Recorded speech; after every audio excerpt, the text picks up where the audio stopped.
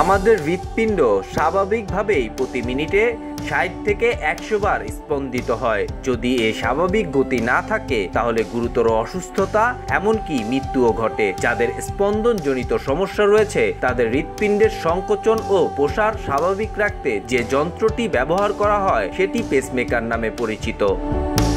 ভারতীয় সংবাদ মাধ্যম টাইমস অফ ইন্ডিয়ার এক প্রতিবেদন অনুসারে যুক্তরাষ্ট্রের ইলিনয় অঙ্গরাজ্যের নর্থ ওয়েস্টার্ন ইউনিভার্সিটির বিজ্ঞানীরা বিশ্বের সবচেয়ে ক্ষুদ্র আকৃতির পেসমেকার তৈরি করেছেন। পেসমেকারটির দৈর্ঘ্য 3.5 মিলিমিটার, প্রস্থ 1.8 মিলিমিটার এবং পুরুত্ব 1 মিলিমিটার। আকার আকৃতিতে নতুন পেসমেকারটি একটি চালের কণার চেয়েও ছোট, তবে কার্যকারিতার বিবেচনায় এটি বাজারের বর্তমান প্রচলিত যে কোনো পেসমেকারকে টেক্কা দিতে পারে।